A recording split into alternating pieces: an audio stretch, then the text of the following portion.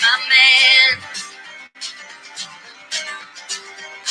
Jolene, Jolene, Jolene, Jolene. Please don't take him even though you can.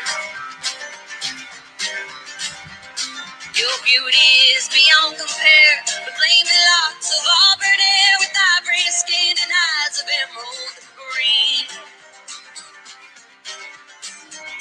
Your smile is like a breath of spring. Your skin is soft like summer rain. And I cannot compete with you, Jolene. And I could easily understand how you could easily take my man, but you don't know what he means to me, Jolene. And he talks about you in his sleep. There's nothing I can do to keep from crying when he calls your name, Jolene. Jolene, Jolene, Jolene, Jolene, Jolene. Please don't take him even though you can. Jolene, Jolene, Jolene, Jolene. Please don't take him even though you can. Had to have this talk with you. My happiness depends on you. Whatever you decide to do, Jolene. And you could have your choice. Okay, well, good morning, everyone, and thank you very much for joining us. We're going to have a quick session this morning, probably go 35 to 45 minutes, and we're going to give you really the information we think that you need in today's time. So I've been working in the apartment industry for 30 years, and just through coincidence, I've been through probably about 17 recessions.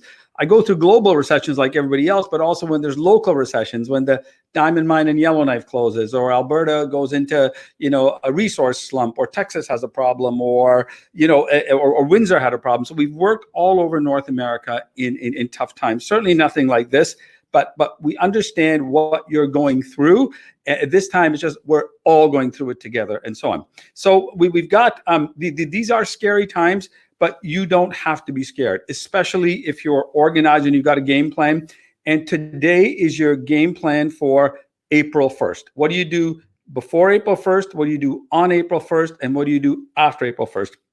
And we're going to give you the actual forms and letters in a Word format so that you can change them and customize them, for your specific need. Now, got to thank a few people in the center there. Cohen Hiley, Joe Hoffer was extremely helpful here. He's the top lawyer who deals with landlord and tenant legislation. He gave us some good information to share with you. Thank you, Joe.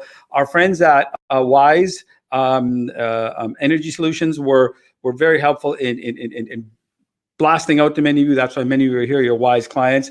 And then my friend Daryl McCullough, CCIM. Daryl and I have been affiliated for 30 years, and Daryl's been just my coach and mentor through this process, as he's been through a good part of my life. And all of you are here today, and welcome and thank you.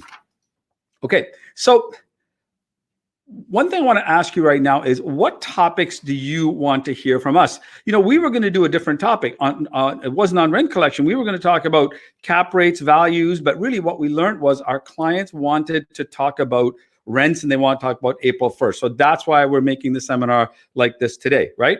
But if you send us questions and what you want to know, we've got the resources, we've got research staff. We'll pull together topics on anything that you need to hear, during these times. Are we recording? Yep. Okay, good. All right. So apartments are still the best asset class to be in, right? We've got the lowest cap rates, the best interest rates, high stability, and whatever's going on now, this will pass. But apartments are where people want to be, and apartments are going to be where people want to be. So I think you can have a very confident view of the business that you're in, and that it's going to, absolutely stay that way. Okay, so let's go on the next slide. Okay, so this is the first question I think you need to decide for yourself is, will you let your rents drop? Well, the answer to that is, what are you trying to achieve? So if you're trying to maintain your value and during this interim period, you drop your rents, you're going to have an impact in the value of your building. So for example, if you drop your rent $200, right? Then you're going to, if you drop your rent $200, then you're going to reduce the value of your building by $50,000. $200 times rent times 12 at a 5 cap is going to be almost $50,000, right? So maybe you'll say, no, I'm going to not drop my rent, and I'm going to think we're going to come out of this in a relatively short term, and I'm going to work hard to get that apartment full at the rent I'm getting today. Now, if cash flow is a problem, where you're just having, ends meet, then you got maybe another decision to make and say, look, I'm going to forego the rent increase, with that tenant. I'll talk about Ontario's rules. So somebody moves in at a cheaper price, then you're stuck at that cheaper price till they move out again. But that could be the right decision for you to make today, right? So it depends on what you're trying to achieve. Immediate value, or is it just about cash flow? That's an important concept to think about. Okay. So look, here's the message to your tenants. These are your customers, and it's we know you need assurance and security of tenure. Everyone's facing this unprecedented situation, and everybody has to be respectful, right? And this should be communicated in a note. And we've got 4 resources coming up to help you that will give you instructions of what to tell your tenants, all the time during this period, and then before April 1st, after April 1st, and then if you have to negotiate a settlement with them, then you need to do that as well. Okay. So here's our best advice. Okay. Love your tenants and ramp up your reputation. This is really a very good time to build a relationship with good tenants, right? It's the right thing to do. It's the opportunity to build a stellar reputation. It really is. And help tenants where you can, build a sense of community, and take the high road all the time on goodwill. Okay. Look, we've all seen the negative stuff on the internet. I'm not going to show it here, but I think you have to ignore this noise. There will always be people who want to game the system. Okay. Focus on your customer. It's the right thing to do. Help your residents where you can. Help them buy groceries if they're older people, right? And just anything you can do to help them, I think, will go a long, long way to building your reputation as a professional apartment owner in your community, whether you're large or small. Okay, so in terms of what is your number one priority, if you're a larger landlord or you're on-site people, I think your number one priority is to protect your team. And quite frankly, isn't that always your priority? Protect your team, the people that work for you. So, you're going to need to make strategic decisions over the coming weeks and months, depending on how this is going to roll out. We have no idea how it's going to roll out. Nobody's taking a guess here, but you'll need to get good data from your on-site staff to make good decisions. For example, one of the pieces of data we're getting from our clients, and we're talking to dozens of them every day, is that a lot of them are seeing their notices to vacate rescinded. So tenants gave notices to vacate. Well, it's going to be very difficult to move. So it's good getting that information back to you quickly so you can start making decisions. Some landlords are in the position of having rented an apartment thinking someone's going to move, the tenant wants to move in, and the other one now doesn't want to move out. Well, that's not a problem we've had before. So you've got to think about how you work through that. But getting good information from your site is very, very, very valuable. And getting accurate data back to you so you can make good decisions is important. That's become particularly important on April 1st as to see, how many tenants pay their rent and how many, ask for a deferral or something along that line. One more thing you can do here is, I know you're not necessarily in your building, but your vendors might be. Ask your vendors just to look around the building and just give you some feedback on what they're seeing about the condition of the building and, and things like that. So there's a real sense of camaraderie that's coming out of this, where people want to help. Every single person I've called, lawyers, tax people, landlords, property managers, people were overflowing with information, way more than they normally would, and very supportive of just helping the community. Okay. So I think it's important to do what you're saying and to walk the talk as an apartment owner. So, you've had to close any amenities you have and concentrate on keeping people safe. Make sure they understand that. You're cleaning regularly with your tenants, and make sure you give your frontline staff whatever tools that they need to help their tenants, right? If you need, say to your frontline staff, if you need help, you need advice, call. We talked the other day about one thing you could do, I think would be really well received by your frontline staff, is just give your frontline staff a bonus. Just have someone go by with a check or some cash, send dinner delivered to their house, just to represent how much you value what they're doing. And you want your frontline staff in place right now, working hard, keeping the building clean, interfacing with tenants as they need to. And, it's an important function always, but particularly important today. Okay. So bonusing them, and we said this in our webinar last week, lots of people actually sent bonuses to the frontline staff, and I'm sure that they've been appreciated. Right. Now here are the things that you should be doing to protect yourself. This is a note from Joe Hoffer at Cohen Hiley. It's one of his regular bulletins he puts out to his client. You can download this from our website, in a few minutes after the seminar. So make sure that you post, it's just common sense, but make sure you post proper notices throughout your building about, normal safety standards, hygiene standards, and things like that. And I said, well, Joe, isn't it obvious that that's what everybody would do? He said, well, maybe not, but just think about this. 2 years down the road, some tenant gets sick and they got COVID, then they'll say, because you didn't manage the building properly. You will be able to produce evidence of saying, look, I did what the municipal authorities, the provincial authorities did, and what other landlords did. I didn't behave differently. So it's important that, just thinking down the road, that you get yourself in a position of saying, I did everything I could and I followed industry guidelines and things like that. So download this notice from Joe Hoffer, and I think you'll find it very valuable, right? Now, don't fall into the panic mentality. You're going to have to make strategic decisions to serve your business over the long term. And look, when you're in the apartment business, you're not a day trader, right? You have bought this building for many years, for a generation, maybe to leave to your children. So start thinking about this on a longer term basis. Really, look, the way that I'm approaching life right now, saying, look, we're going to go through something. I'm not sure what it is. It's going to be 6 weeks. It's going to be 2 months, 3 months, whatever it is. So during that time period, I am preparing for the next 100 days after that time period. So whatever's going to happen the next 2 or 3 months is going to happen. But we're getting our business ready to have a fantastic 100 days after we get out of whatever this is, right? So I think when you have to get ahead of renewals and start thinking strategically, not just about April's rent, but start thinking about May, June, July, August, September, October, November, December's rent. So for example, let's say you've got a 3-bedroom townhouse coming up available, or they want to extend or something like that. Well, you don't want that lease renewal for a 3-bedroom townhouse coming up in December. Families don't move then. So you want to strategically have that lease renewal come up on in April, May or June of next year, right? So when you're renewing leases, negotiating leases, think strategically to when you want that lease to come due. And then whether your turnover rate is 10%, 20%, or 25%, whatever, you'll be having those turnover events happen in months where you're ready when the market's ready to actually to rent that apartment. Okay. So the point is, think ahead. This isn't just about April rents. Some people might find turnover goes up. Some people might find turnover goes down. I mentioned before already that people are rescinding their move out notices because they just can't move, in this situation. So this is what got it started. Our premier, I'm not going to get into the politics of it, whether it was right or wrong. It just happened.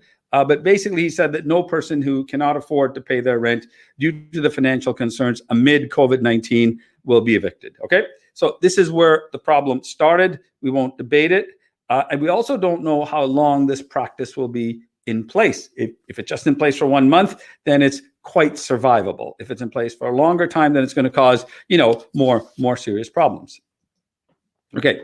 The reality of what's going to happen on April 1st, you need to move quickly, but you also need to move strategically. So I've spoken to many industry leaders over the last number of weeks. They're all concerned about this legislation, which seems to be heavy-handed, and it seems to be at the expense of landlords, right? But you need to protect yourself against people who will woefully, take advantage of the situation, right? And I think we have the tools here for you today to minimize that, right? Okay. Well, let's think about your tenants, right? Let's think about your tenants. They are nervous and they're confused about their safety and their financial well-being. I guess we all are. So we want to give you strategic guidelines to work with them. But keep that in mind. This is not a great time for them either. They've got financial problems, job security, health issues, all the things that you have. Okay. So step number one is to be proactive. Okay. So we have letters here to help you. And step number 2, when April 1st passes, so do something before April 1st. Once April 1st passes, now you're going to have real data. Evaluate the results, and we have letters to send to people after April 1st. And I think the other option, and the bad option, I think, is to do nothing and just wait and see what happens on April 1st. So be proactive here, and we're going to talk about those particular things to do, right?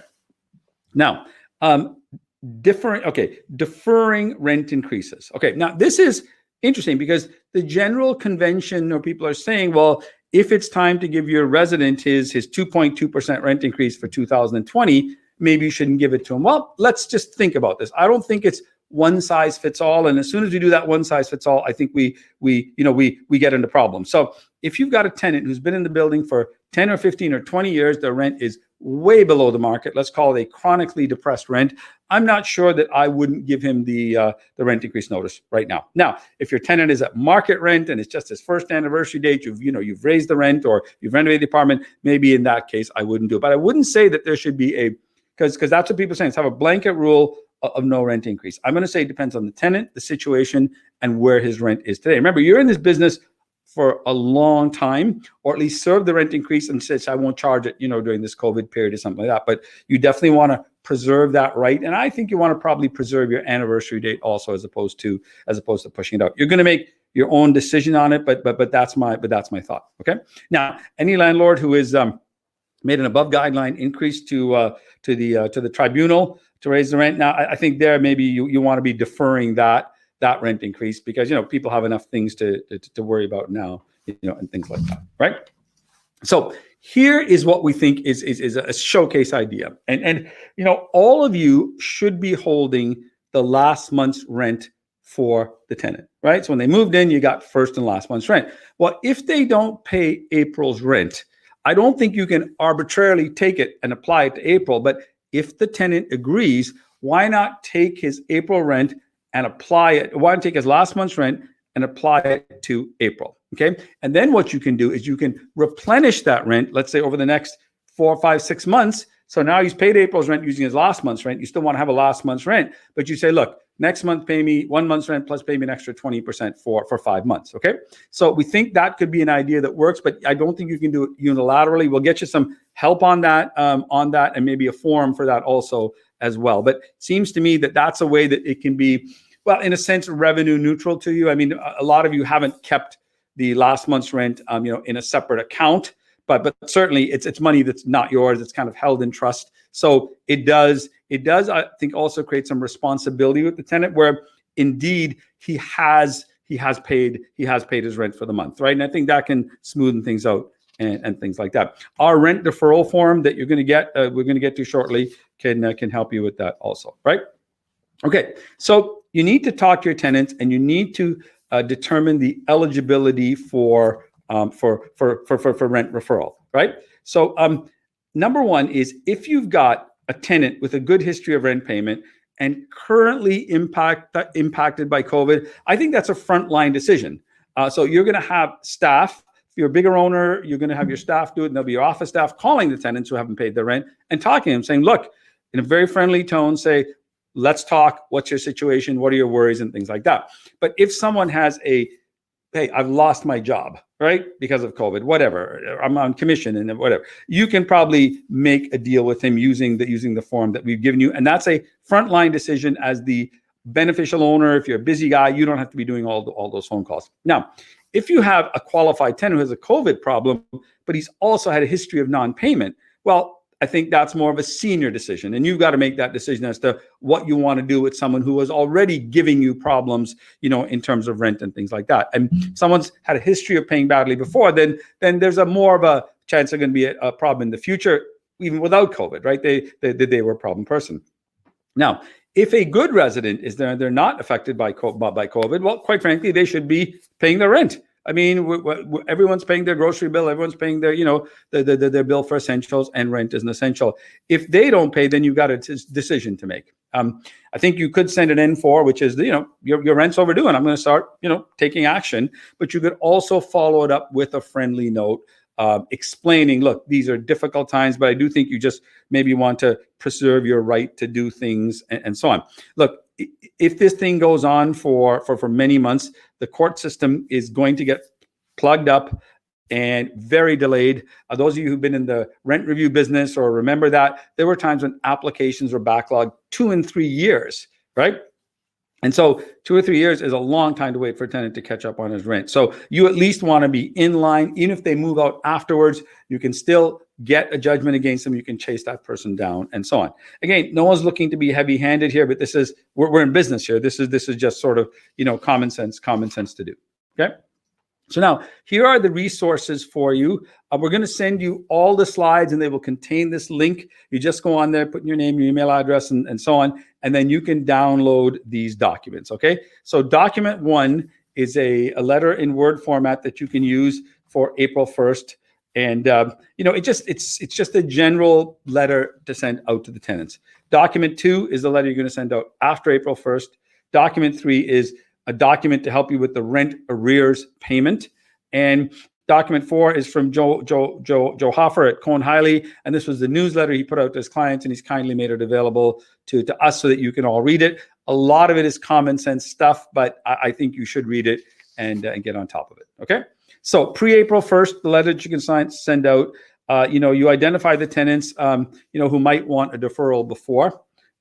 You offer to talk to them on the phone about any eligibility of COVID problems that they've had, and then you offer assistance. So, if someone has never applied for unemployment insurance before, and the other benefits, we'll put a list of them up in a minute, you may be able to help them do it, okay? If someone's new to Canada and they don't know how the systems work and so on, help them, because first of all, you're helping your resident, but you're also ensuring that they get a stream of income in. This is the time when we're all helping everybody, right? So you can access those on our website right after the session. Now, just everyone don't do it at once. I don't know how many people we can handle. We've got a lot of people on this call. So post April 1, it's really a call to action to talk to the residents who haven't paid their full rent, and this is an offer to discuss non-payment, set up a deferral plan for eligible tenants, and that letter is available to you as well. Okay. And the third document is the rent arrears document, right? The rent arrears document, and this gives you this gives the tenants to qualify for a payment plan, for April 1st rent that isn't paid, and the plan should be tailored depending on the resident. If somebody pays zero rent, that's a lot worse a scenario than someone paying you, half the rent and things like that, right? So those documents are available. Okay, so let's now go to, you're sitting here, we've got, about a week before April 1st let's look at risk assessment, okay? Because then this may help you determine, nobody knows what percent of residents are going to pay their rent. Nobody knows that number. People can take guesses, but you're not going to know till those numbers come in. Absolutely, okay? But let's look at 3 different scenarios here, okay? Scenario 1, which I would probably call the best scenario, okay? So you've got a building, the majority of people are seniors, and it's in an affluent area. If you're from Toronto, think about the buildings on Avenue Road, north of St. Clair and south of Lonsdale. There's about 5 or 6 really high quality apartment buildings that are probably, rented by wealthy people, older. They're probably going to pay their rent, okay? Then let's go to building number 3. Building number 3 is maybe what I call more of a higher risk building. This is a building where you charge top of the market rents. It's probably a newer building or a fully renovated building, and it's full of young working people, many of who've lost their jobs, and lots of affluent students who've headed home already. Some are still here, but some have headed home. That to me would be a more high risk building where you would get a lower percentage of people maybe paying their rent. One is because they're just not here, or 2, they're people who, think that they may be able to get away with it, right?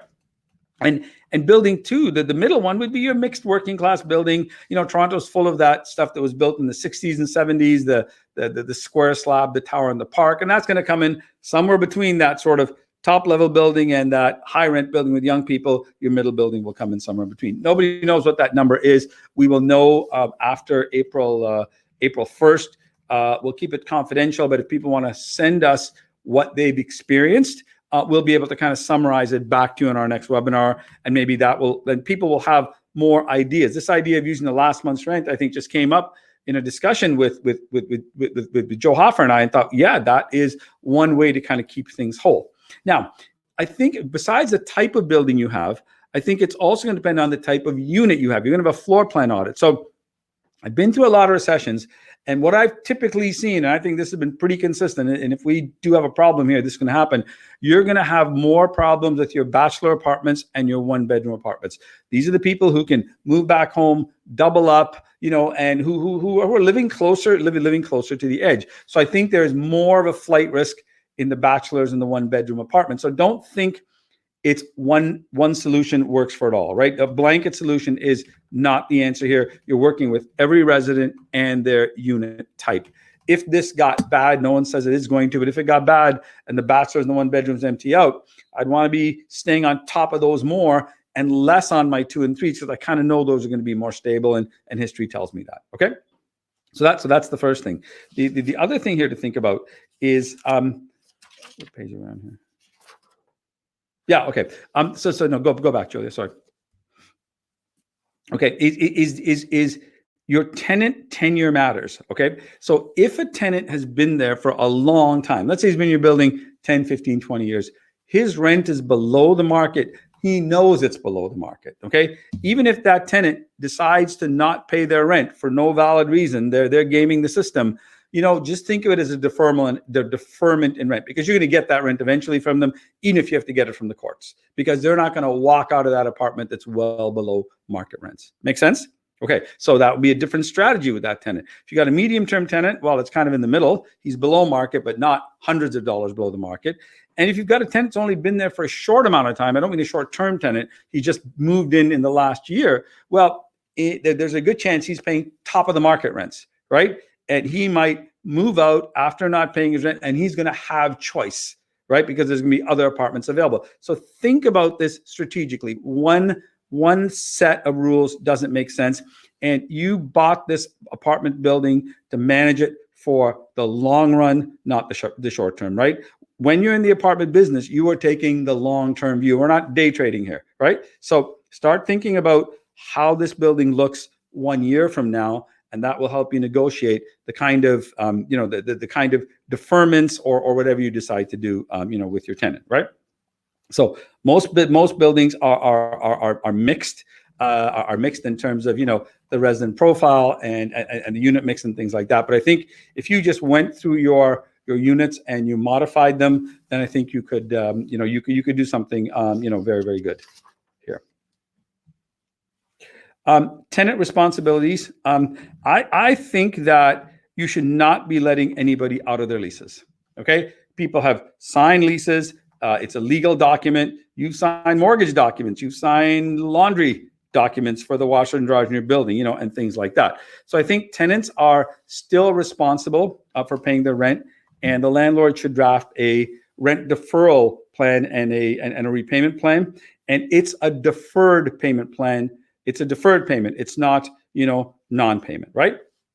So I think a lot more is going to be clear after April 1st. I guess the other point I'm going to make here is that if you do make an agreement with someone, you're only making it for April 1st. You're not making it for future months, okay? Because this is a policy that is only good for April, and then every month you're going to keep working on it. And it will evolve, and we don't know if this will go another month or another 2 months or whatever the case is. Okay. The condo owner and the condo renter. This is going to be a challenge for small owners, because if you own one condominium or two condominiums and that resident doesn't pay his rent, that's going to be a challenge for you. That's going to be a challenge for you. And we're going to do more webinars as time goes on aimed at specific people, right? This is the one that I want to spend a few minutes on. It doesn't affect a lot of people. We think it affects somewhere between 50 and 100 developers across Canada. So if you are in a new apartment construction lease-up, or you're looking at getting your certificate of occupancy, in the next 6 months to a year, then I think you've got special challenges here, okay, beyond the scope of what we're doing here today. But if you email us confidentially, okay, we will contact you individually or as a group, and we're going to do a special webinar for how you approach a new apartment construction. So if you're in the middle of a lease up right now, or you're about to enter one within, let's say, the next 6 to 9 months, because of your certificate of occupancy is coming, you need to get started now. And the first thing you need is a written sales, marketing, and operation plan. Look, the market has been so strong for the last 5, 6, 7, 8, 9, 10 years that you just opened up a building and you got full. That may not happen if this thing starts going sideways.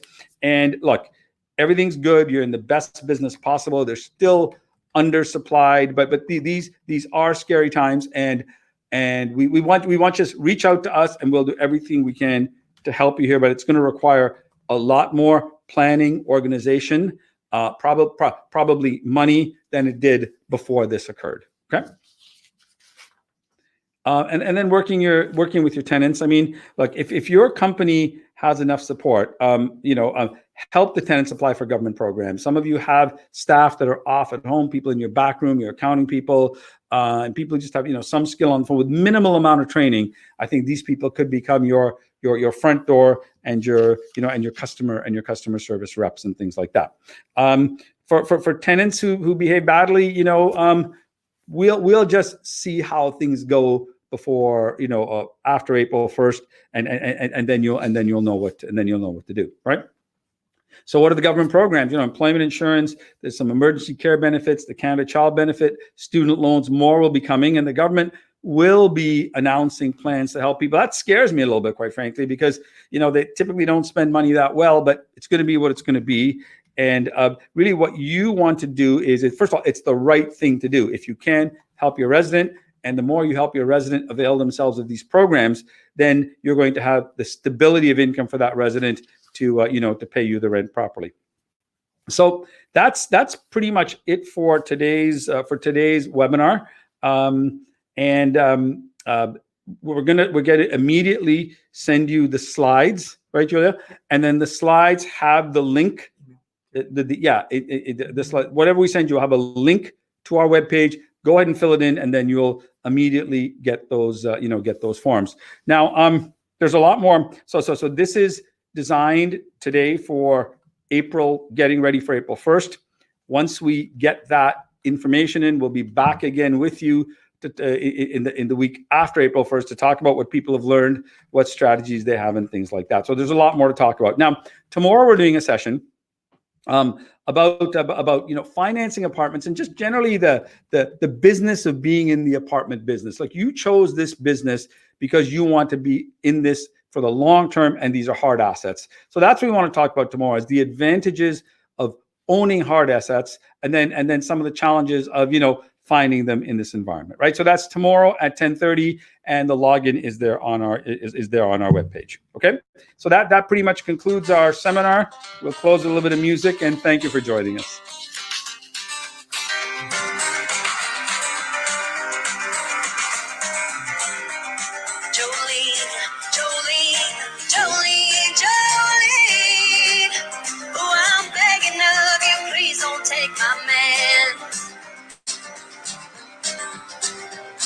Jolene, Jolene, Jolene, Jolene.